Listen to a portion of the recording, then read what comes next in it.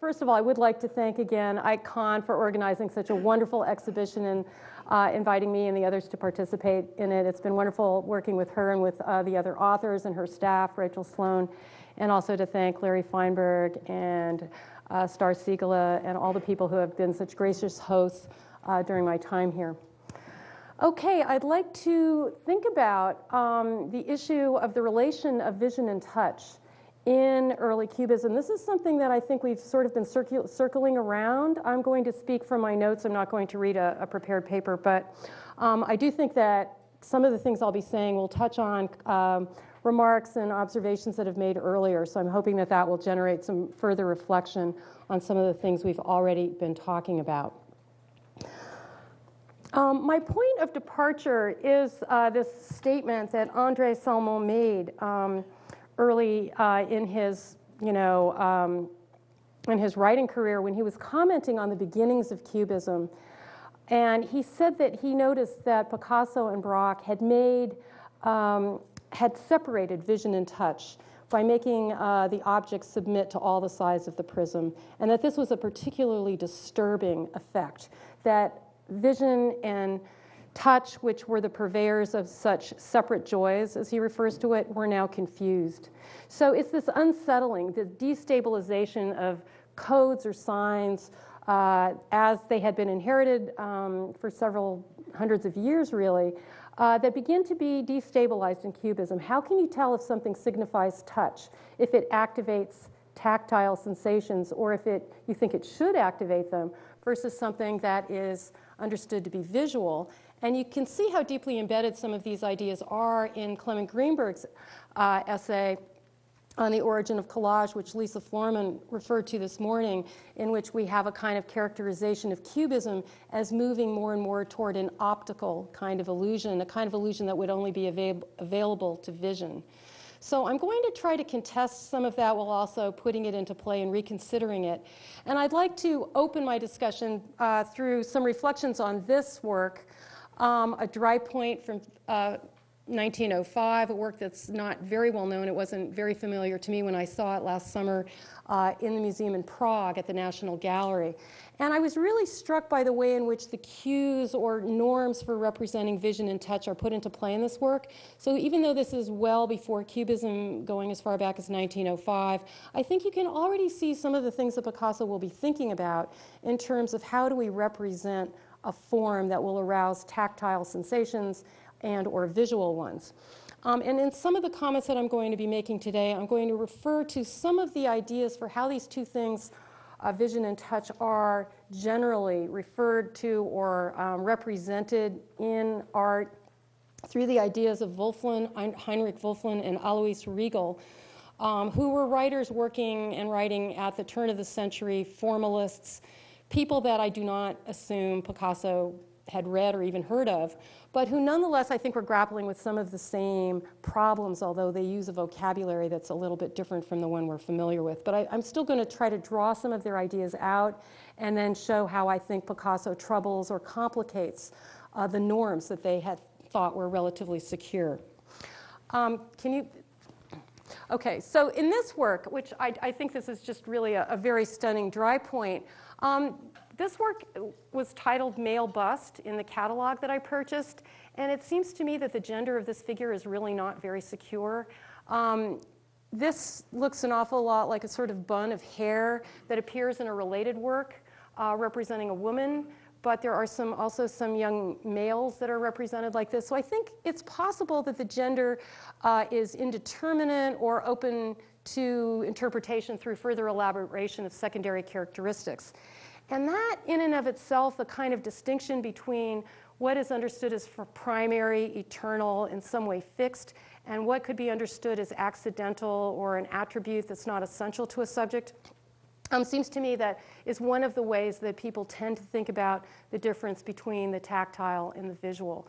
So for Riegel, for example, what is tactile tends to be understood as what is fixed, what is a closed, bounded form, understood as a separated entity, something that it has its own integrity. And I think for him, it presupposes a kind of presence of figure against ground. So something that has a clear delineated boundary that you can imagine as being a kind of stable form. And he even talks a lot about the profile view that was so commonly used, for example, in Egyptian art, as a way of integrating that sense of the immutable, the eternal form that underlies transient effects of light or differences in point of view by being so very stable. So Picasso's choice to delineate this figure in a profile with this very contemplative gaze seems to be suggesting a kind of return to a notion of form as enclosed, bounded, very clear, very legible. The other sign that's most often associated with tactility is chiaroscuro or modeling. And this is a way of representing the convexity and concavities of form in space, normally with a single coherent source of light, although there might be a subordinate secondary source of light. And you have Picasso using this really, I think, exquisite line that he traces a kind of profile of this figure almost as if he's touching it. I mean, I can almost feel that it's a transfer from something that you can imagine touching. So a very sensitive outline that suggests almost as if it had been transferred from the subject. And then the modeling, which is largely consistent with that. You do have effects like the illumination along the forehead, the edge of the nose, the tip of the chin, suggesting illumination from the right. And then the shadow, which I think is interesting in these discussions to think about, does that represent something tactile or something visual? You can't be touched, right? So as shadow as an effective illumination might suggest, in a way, something virtual, but at the same time it enhances a sense of the volume and presence of a discrete object. And so I think it, in this case, functions to assert the distinction of the form against the ground. And then we have all these counterindications, all these things that seem to undermine that reading. And so Picasso seems to be reluctant to allow one single set of terms to exist and simply become dominant. So you have this extraordinary elongated neck, which is very unusual, and then sketched in a sort of alternative profile, one in which that the figure might be placed facing forward, this side view, which is inscribed within it, and then what appears to be a kind of alternate view, very, very lightly drawn, like a kind of trace or something that doesn't quite assume tactile form. It's just kind of faintly sketched in to suggest some other possibilities. Or the inscription of this line right here, which I find very curious in that it seems to be part of a different mode of rendering, a very clear-cut line but the shading seems to go across it without really inflecting it. So some of these things are put into some tension. And then up here also the shading that seems to delineate the cheekbone, suggesting an awareness of the underlying structure of the head. Whereas down here it's much looser.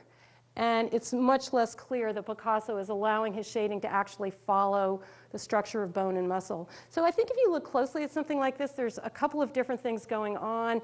A figure that seems both clearly bound, having a kind of integrity, emerging as a presence against a ground, and then alternate possibilities for position in space, alternate physical characteristics, even this hair, kind of coming in and suggesting other possibilities, other readings, which remain sort of virtual or hinted at. So this, to me, is already a kind of unsettling of the ways in which we could think of the relationship of vision and touch in his early work.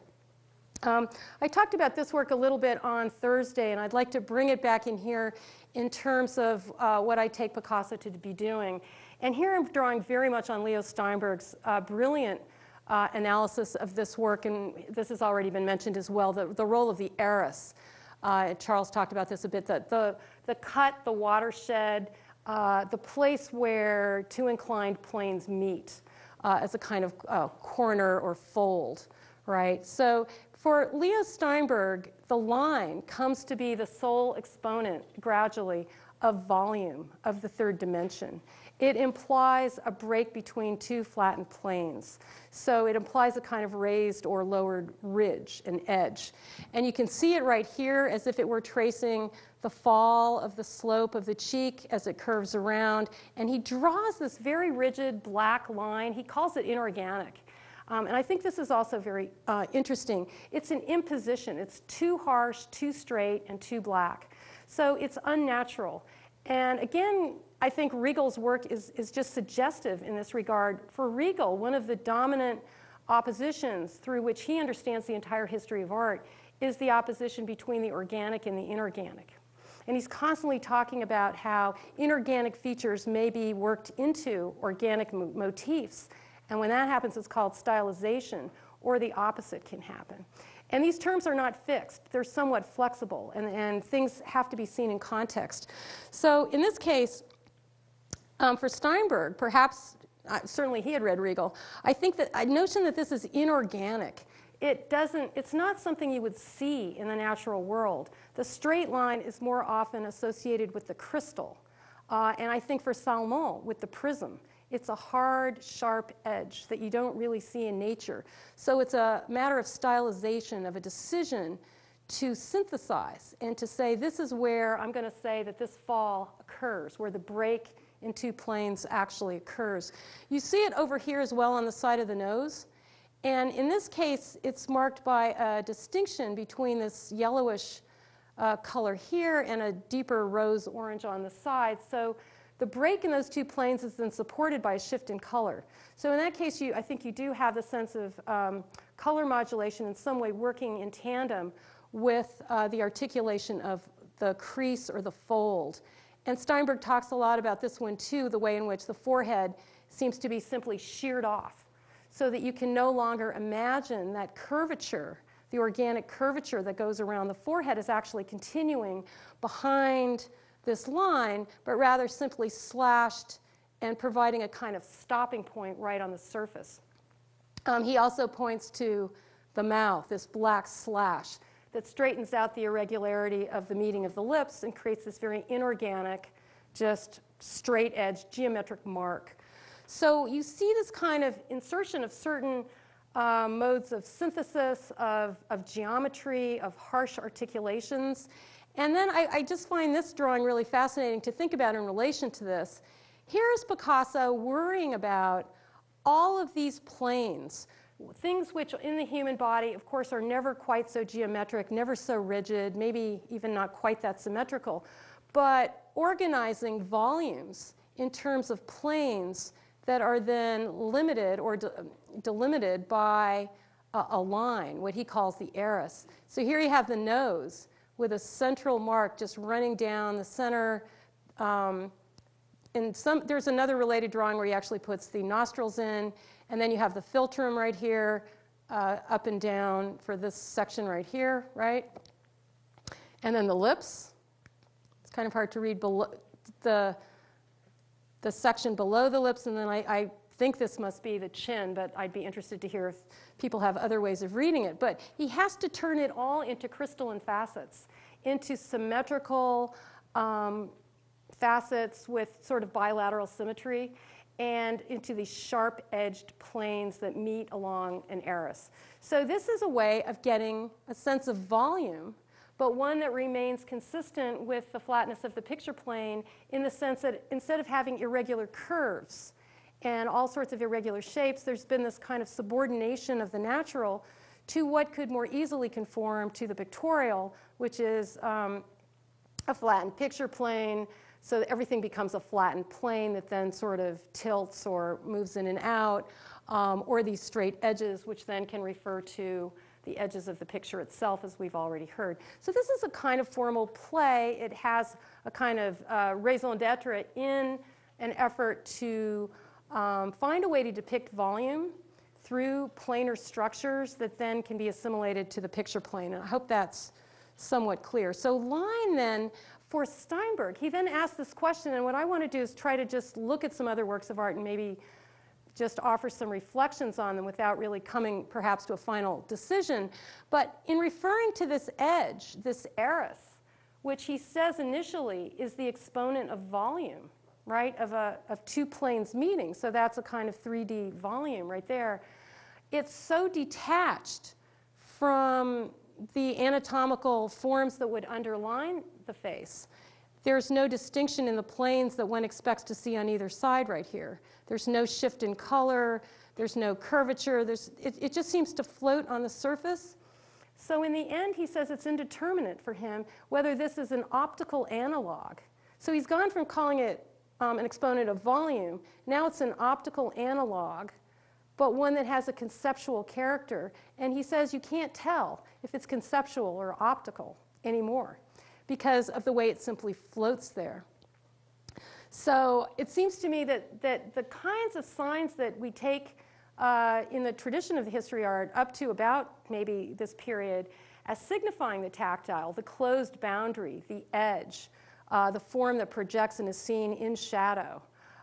Those things are loosened from that whole matrix of representation that had governed such devices up until this time. And in Cubism, we have the breaking of the boundaries, the outlines of objects, fragmentation of shading, and other forms of disruption, so that these forms are still there, but they're floating.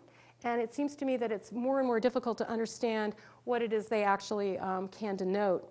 Just two more examples of the function of the iris, where you can see here the line on the side of the nose, and I think this one is significant for the way in which the bottom of the nose and the philtrum are simply collapsed into this one slashing line. So all of that articulation that Picasso had worried so much about, the volume of the bottom of the nose going to the upper lip and all the back and forth, just gets flattened out. So what should we make of this line? Does it actually refer to any object that we might know? Is it a pictorial fact? Is it an optical fact? The way that the ear now can cleave right to the eye, eliminating transitions. So we also saw that in some of the works by Cézanne, where an onion could be on a table and then just somehow be also showing up as if there had been no break in a painting. So transitions will be abridged. Sometimes they'll be extended or elongated. There's this kind of play with form that disengages it from anatomical norms, and I think makes it hard to tell if this hatching then, which is a sign for shading, should give us a firm sense of the tactile quality of the side of this nose, or if we just read it as pattern on the surface. So it's that oscillation between the different possibilities of reading that I begin to really see in these works, or in this work, where the way in which the eye, this form just sort of joins with the ear, almost to create a kind of single line on the surface, the ear brought forward, the way in which you have this curvature of what is now a very mask-like face, which to me suggests a concave form of a mask, right? Right here it looks concave, so there's a kind of hollow.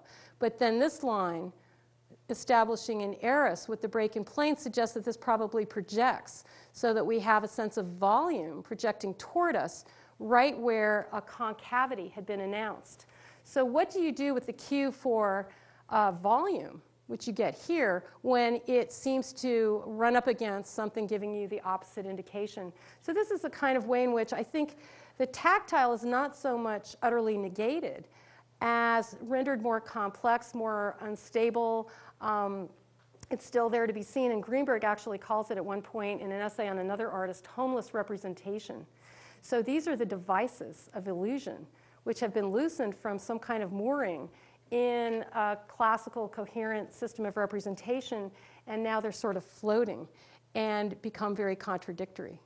The way this mask-like form sits directly on the shoulders. And if this is an iris separating the arm from the torso, how can it come up so close to the edge of the top of the shoulders? So that these lines then simply revert to a kind of sheer matter, a kind of paint on the surface of the canvas.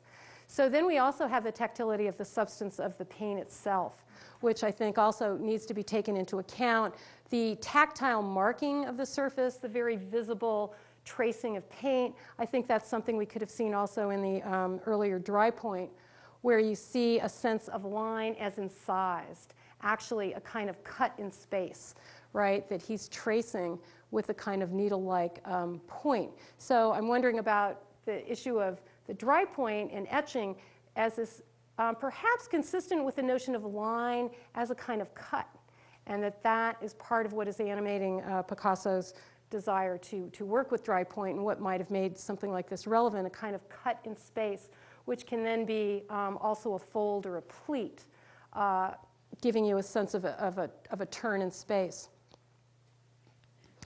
So this notion of trying to see how you can represent tactile values and how they've been represented is something that has drawn a lot of attention in the work of Cézanne, and I think some of us are probably familiar with some of Richard Schiff's work on this. And he has talked a lot about how in Cézanne's works, these very tactile brushstroke marks here register as paint on a surface. You see them as touches of materiality. And you have the knife here, which in this case may even suggest a palette knife, something that would apply all of these very distinct, clear marks. There's a kind of rhyming for Richard Schiff in the sense that those tactile marks nonetheless seem to be analogous to or to register visual sensation. So they're sort of locked together, each mark in a way registering a visual sensation but rendering it as something very tactile and physical. So all of these pears, and in this case we have apples and different kinds of fruit, have these thick brush strokes. They have sometimes very darkened edges which have been redrawn so that the edges are not firm and fixed, but sometimes they're somewhat sketchy, and you have the sense that he's going over and over it, trying to locate it, but not being satisfied, perhaps. Deep shadows that are not always consistent. And then what does Picasso do? So here we have him, I think, trying to think about what are the implications of what Cézanne's work is. Cézanne was obviously incredibly important for both Picasso and for Braque, but I think Picasso always is at the same time trying in some way to resist or revise what he sees in Cézanne. So he does this apple in 1909, and I just think it's likely that he was referring in some sense to the very famous apples of Cézanne. This work is about twice life size, so it's about that much bigger than an actual apple. It has a flat bottom, so I conjecture that it was something that could have been placed on a table, maybe on a ledge or some surface, where perhaps people could come and actually pick it up. So the tactile enters in here perhaps as something, a small object that you would literally hold in your hand, turn over, and feel those rough cut edges. But these edges, of course, and these gouged planes don't actually simulate the actual texture or roundness of a real apple. They seem to me to be much more likely to be, in a way, transpositions into literal sculpture of these brush strokes that you would have seen in a Cézanne. It's as if he's saying, if Cézanne can create an apple out of these very tactile brush strokes, which are laid on so heavily and overlap, how could I make a literal 3D version of that? We know that Cézanne at some point, well, he's supposed to have remarked to Renoir that it took him 40 years to realize that painting is not sculpture. So, what you can do in painting cannot be done in sculpture. And Picasso seems to want to do the opposite, to see, well, what if you tried? What if you tried to render the tactile effects given by a painting into some kind of three-dimensional form? What would happen? And there's humor in that. I mean, he's not suggesting this is true or adequate, but just this is what a kind of literal rendering might yield, but one in which the very qualities of that Cézannean apple are also negated, because here you have color, you have white, and the shading, which of course, although generated by literal gouging, is still an optical effect. It's as if you've taken this knife and actually cut and carved this apple. And all the faceting that you have here is given this very literal, tangible form. So for me, this is emblematic of what I see Picasso doing a lot in his work, is working back and forth between painting and sculpture, not really respecting the boundaries of those media, although I think he understands absolutely what the norms and conventions of the pictorial are versus the sculptural, but then will very deliberately crisscross them and make the one signify the other. So it's, and that for me also involves a kind of crisscrossing and destabilization of what is properly pictorial, which should apply to painting and be optical, or at least be more involved with visual sensations, things that you cannot actually touch, versus that which is tactile, which you might touch or which you can very clearly imagine touching. So it's the crisscrossing that I see happening so much in in Cubism that I think this very much calls our attention to.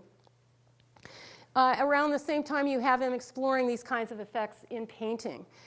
Here you have this little box, and the box is now rendered in terms of these shards, fragments of planes that you know, are confused to a sense of you can't tell where any kind of source of lighting might be. And it's hard to imagine what the original shape of this actually might have been. Shading on different sides, but a very faceted object. So that it's hard to know if we should take these literal edges as signifying the edge of the object or if they are some kind of internal pleating and folding, which responds more to that notion of the picture plane itself generating those kinds of folds. Or a cup like this where you have this edge, which seems just an imposition of a straight-edged iris, where we know that this saucer really should be curved, right? This is not a cup that suddenly, you know, went straight on us right here. So, or the irregularity of the top of this and then the breaking of that edge so that any sense you have of the cup as a coherent closed volume is sort of shattered. You can't quite make its shape conform to what you know. And there's a kind of bleeding of figure and ground, which was one of the main devices of asserting the tactile. The presence of the tactile was having the figure-ground relation be very clear and very stable.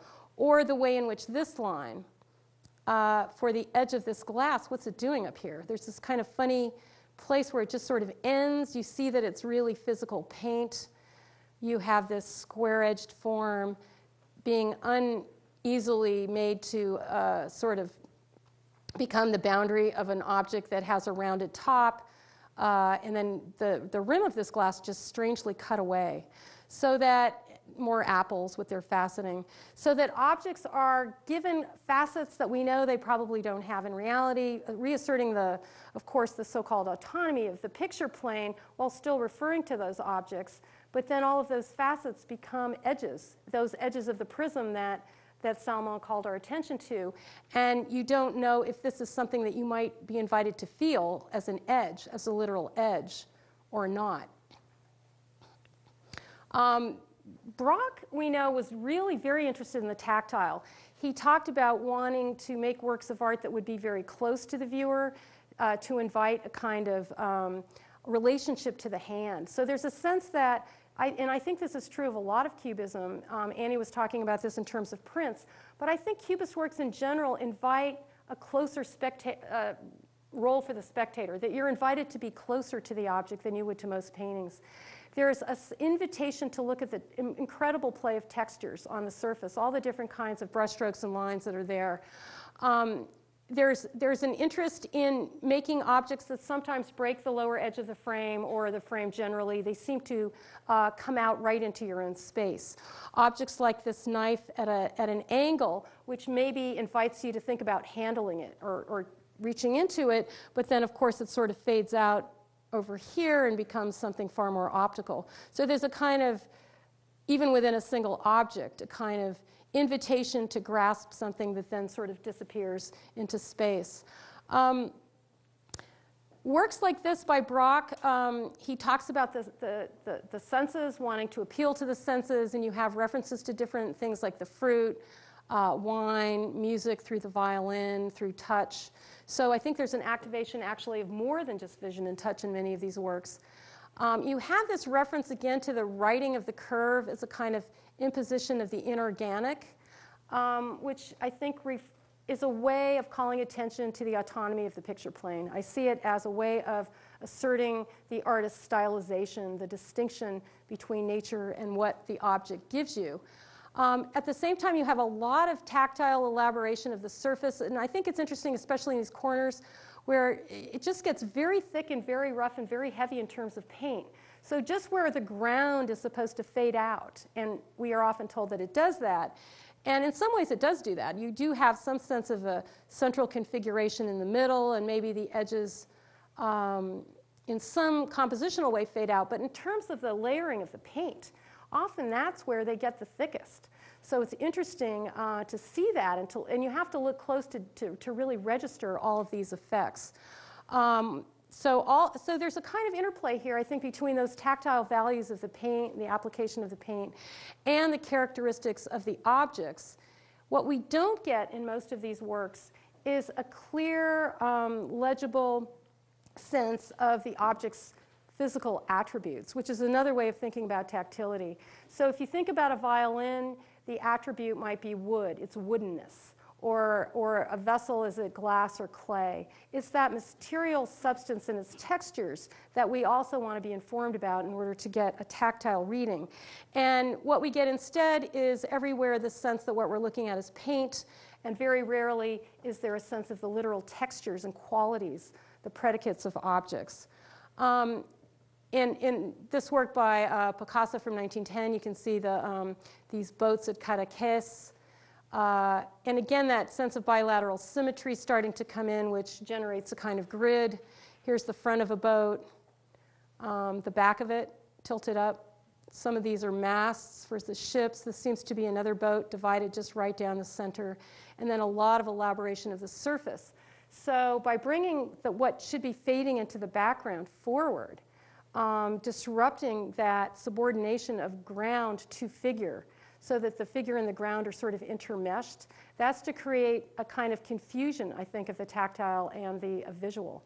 It doesn't allow objects to have their coherent presence against a neutral ground when the ground is brought forward and given the same kind of tactile presence as the depicted object. So this is another way in which these things tend to be confused or intermixed. This work by Picasso, you can see him really playing with the brushstrokes here, really giving a lot of tactile value to the layering on of paint, and then setting that in opposition to the bare canvas, which is allowed to show through in lots of places.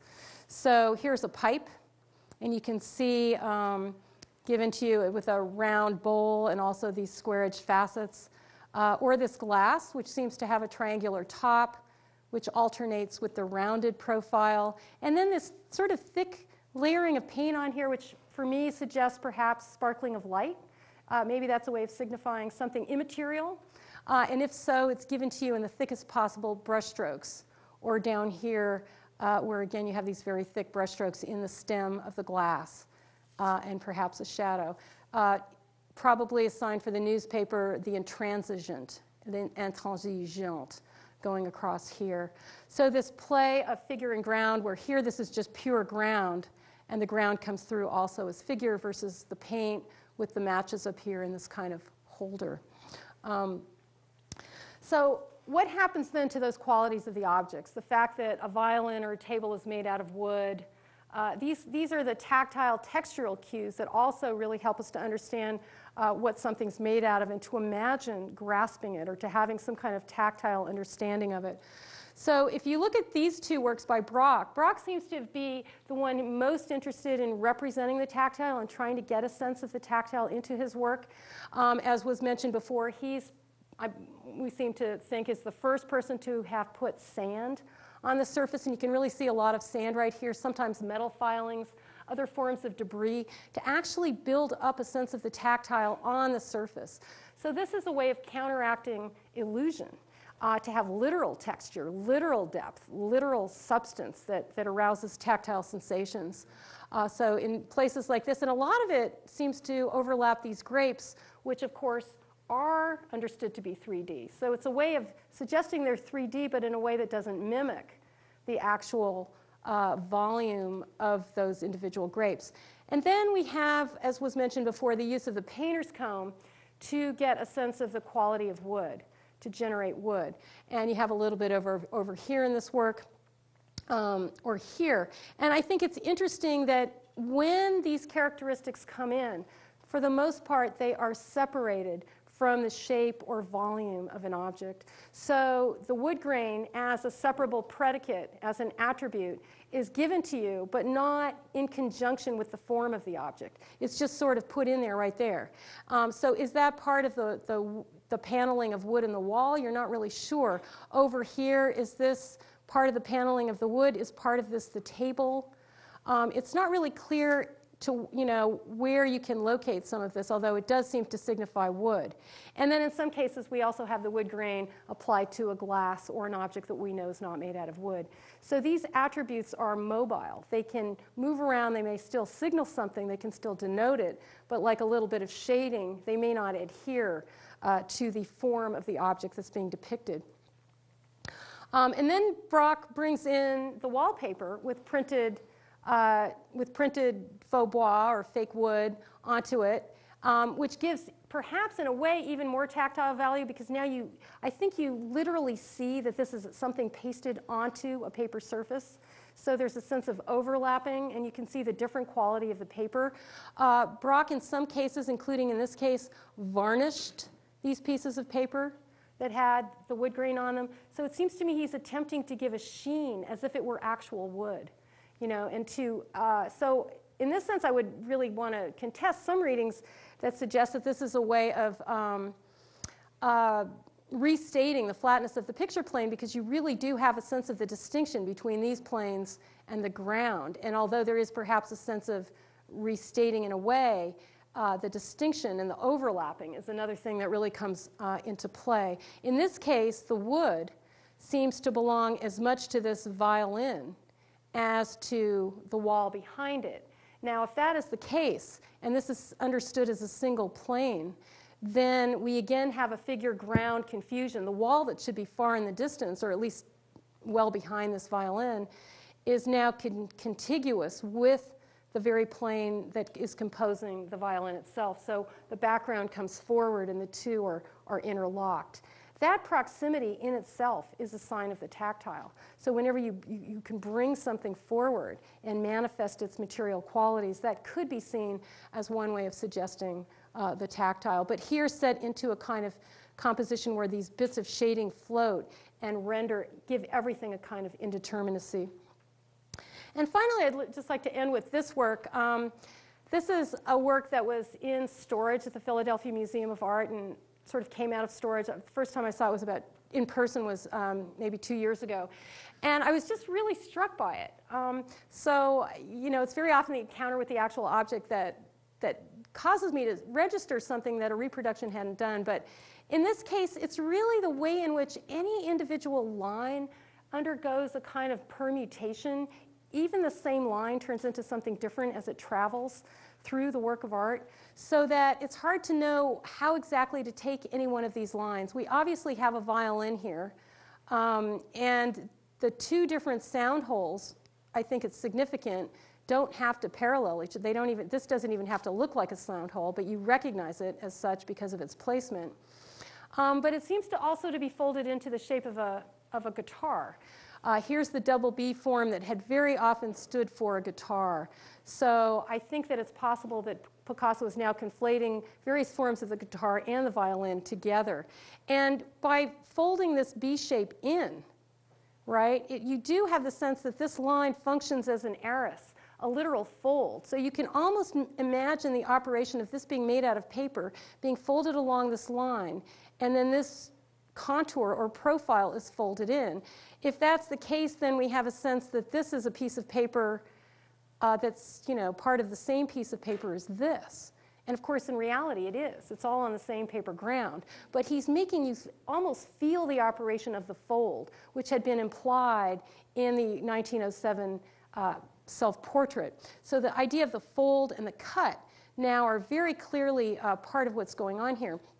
So, and then here you have either the bottom of the guitar or violin, and I think also representing a tabletop, like the little flap on a table that can be folded down, which is resting on this point. That's impossible. So this is, again, that spirit of play. So this, to me, is the line of the chair rail jutting into the room and suggesting a kind of angled plane, suggesting that this space is contiguous with the space that we're actually occupying, if you follow this line out. So if this is a chair rail or, some kind of surface, this is resting on that one tangent point, sort of cantilevered out impossibly. And then that would describe one side of a wall, but this line seems to describe the other chair rail the other possibility. And now we have these two intruding walls against which a fairly frontal violin is placed. It's as if it's placed in the corner of the room, two walls that will never meet. And those two walls are actually configured within the body of the violin. So it's a very complex, through very simple lines. But to me, this implies a kind of corner space. This violin is frontal and yet is inhabiting this kind of corner, which is, of course, an exponent of volume. When you have a corner rather than a flat wall, you're already talking about volume and space. Then you have this nail, and this is quite clearly, I think, derived from the model of Braque, who had done that nail that we saw earlier in one of his works. It's casting a shadow right here. So this line, to me, then begins to be read as a literal string. And the whole work, or perhaps just this violin guitar, is hanging from it. But it might be the nail that is stuck into the piece of paper against which the whole drawing is stuck to the wall.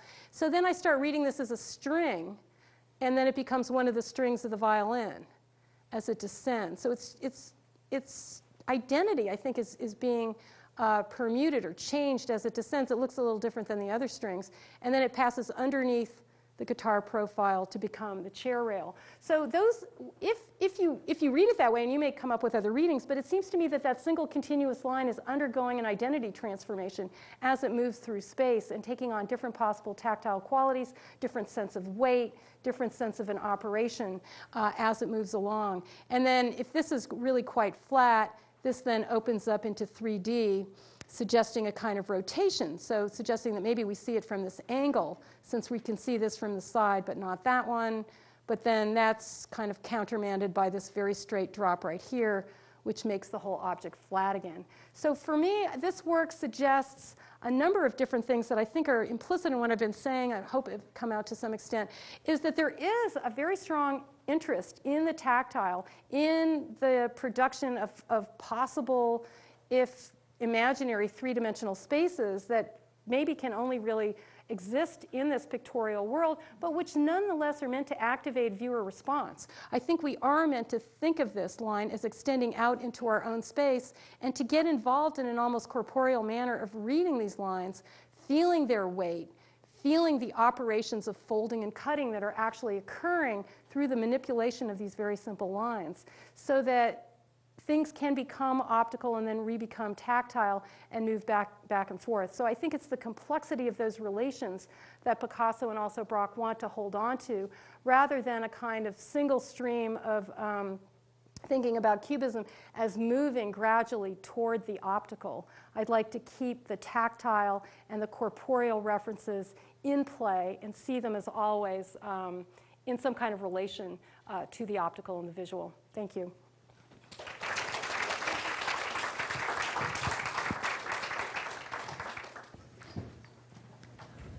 Well, thank you, Chris, for that. I've been asked to respond to Chris's talk, though, because as you saw, she spoke from notes. I prepared some notes, a text of my own. It's mostly actually in response to Christine's catalog essay, but I think they're closely enough related that this shouldn't be too bad.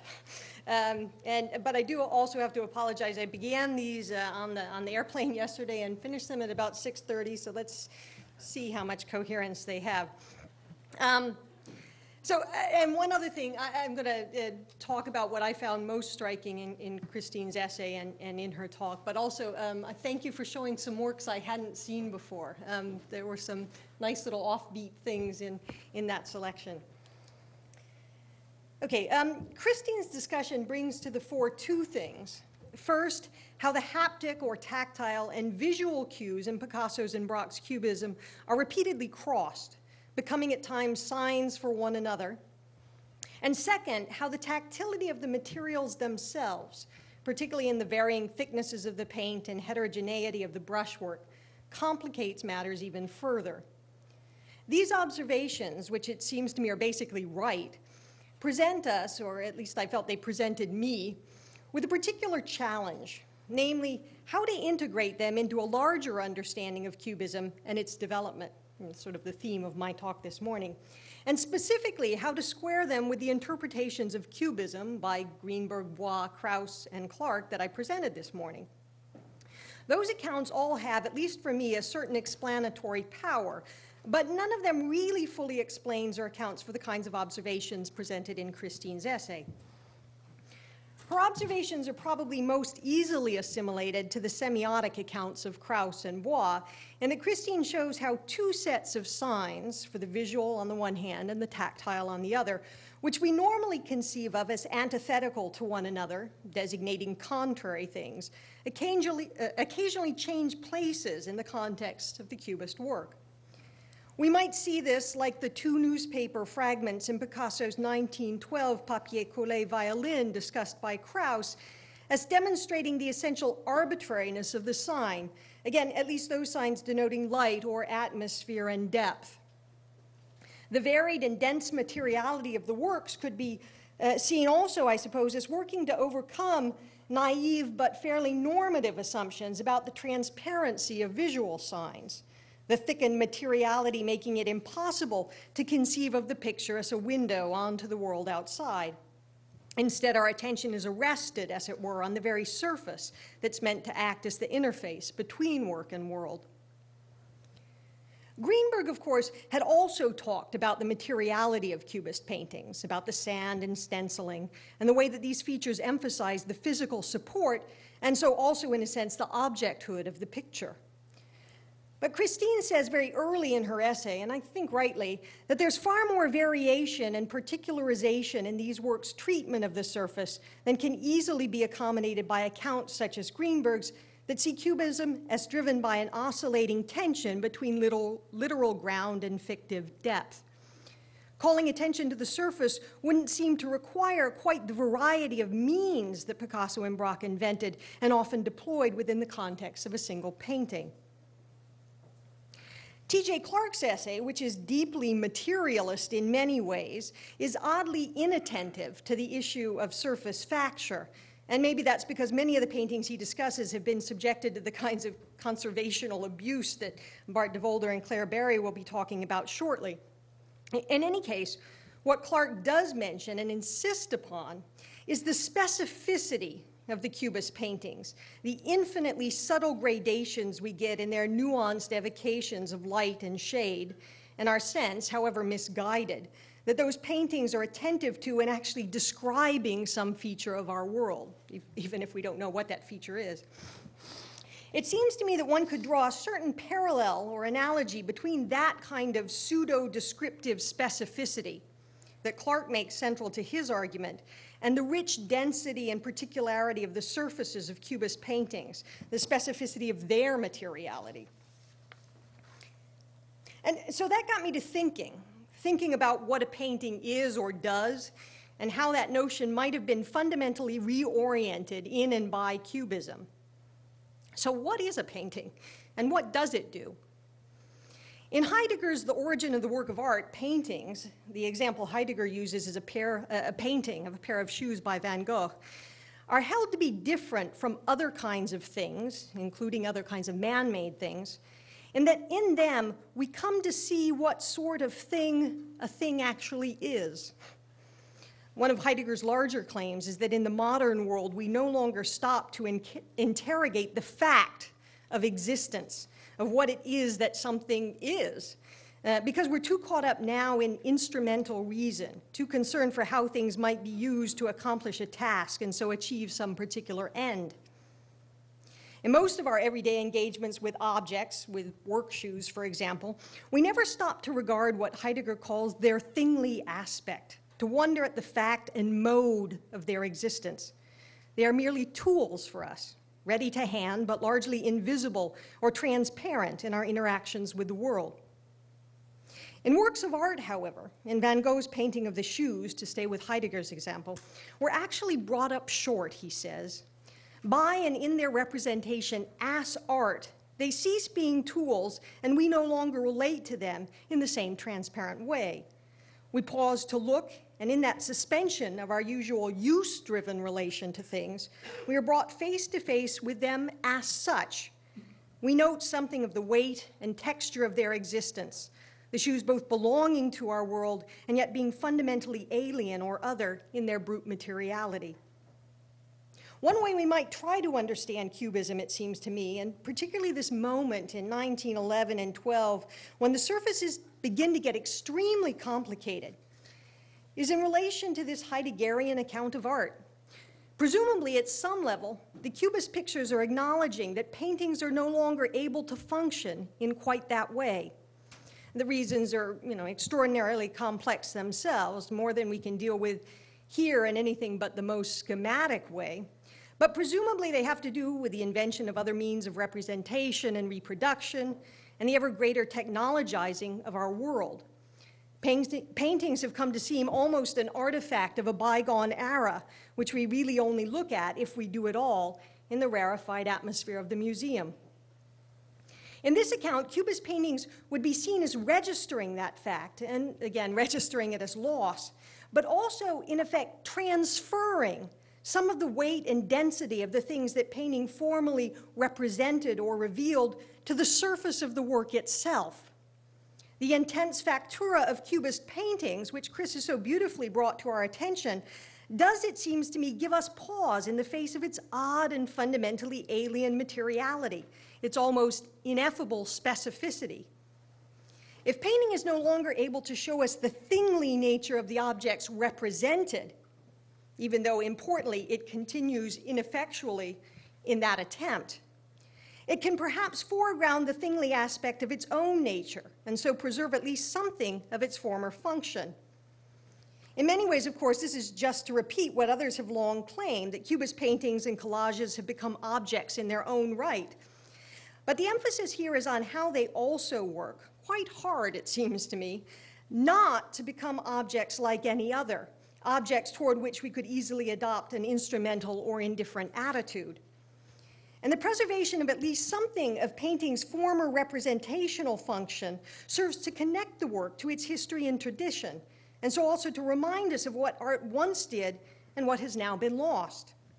There's at least one way we might grasp the broader significance of all those varied brushstrokes. So this is, it seems to me, the one way we might grasp the broader significance of all those varied brushstrokes, the play of matte and glossy surfaces, and the interpolation of the sand and other materials, again, eloquently invoked in Christine's essay and touched upon here in this talk. So I'd like to use that, I guess, as a kind of opening for our discussion, maybe a way in, but to begin thinking about the way these Cubist works really sort of foreground their materiality, and with a kind of, again, particularity and specificity that it seems to me striking and different from any work really that preceded it.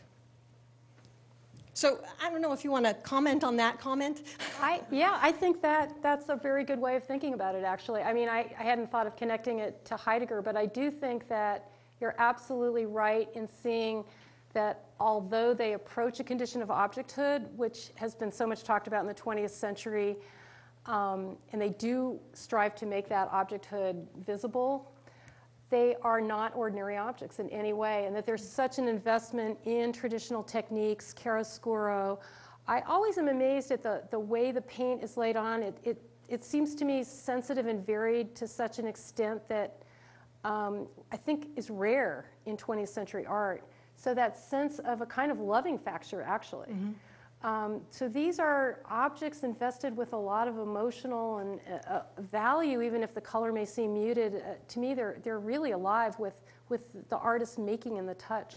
And that's so different from ordinary objects that you might just use or ignore. Right. So it is a way of bringing to life all of those things which perhaps are in the process of passing away, both through the intervention of photography and probably through changes in larger structures of labor. Working as an artisan is slowly passing out of reality for most people. Most people don't actually make chair caning anymore. Those kinds of techniques are becoming a thing of the past, and in some way I think this also registers that transformation. Right. Yeah, and I think it's nice to think about it in precisely the way you do, the appeal in the depicted object so often to touch. to reach out and engage with these, familiar everyday objects, objects that we only have to look at them to know how they feel because we've held glasses and newspapers and keys and whatnot before. So it's fundamental to these works that they aren't eccentric, unusual objects. We have a kind of kinesthetic sense of them already. But to see them both offered to us and withdrawing into the opticality, let's say, of the painting, but then to have texture and touch reinstated in the surface itself as a kind of compensation for that loss, I think. So the claim would be that there is a kind of transference going on here from the represented objects, from representation to the work of art itself as the thing that we can now perhaps have that kind of relation to. The only last thing I think I probably want to say is that for me, because I love these paintings so much, I really do, I don't see them in a melancholic light. I really, really don't. To me, although I think there is a recognition that certain traditions have fallen into ruin, I think that part of the fragmentation of chiaroscuro and all of those techniques can only be fragmented because Picasso already sees them as ruined, although he loves them too, and you can feel that. But I don't really register that in the mode of loss or nostalgia. I register it as opening the possibility for new invention, new recombinations, new integrations of popular culture, an absolute spirit of play and fun, and there's so many jokes. I didn't talk so many about them here, but there's just a kind of liveliness that, for me, is incompatible with this kind of elegiac mood that I think some people feel in regard to these. And for me, they're about an explosion of possibilities. So I don't, I do see that it's in a way a closing out of one tradition, right, but I also see it as an absolutely positive, fun-filled, highly intellectual, imaginative play. And there's nothing melancholic for me about these works, and I'll just say that. And I guess I'll get my last lick in. I mean, I'm not actually, I think, arguing that the melancholy or the nostalgia, the sense of loss, is the only way that we can respond to that. Though I do like to air it because I think it shows something of what might be at stake in these paintings, why they might matter to us in that way. But it's also patently clear that Cubism historically has marked this great watershed. I mean, in some sense, I think precisely in that appeal to tactility that, is in one sense draining away, I think of that in some senses that the flickering embers of the 19th century of being in that kind of a space and having that kind of relation to objects. But also, obviously, Cubism, it launched the 20th century. It launched all the works, many of the works, certainly that we got in the first half of the century. And so it stands at this sort of obviously pivotal moment.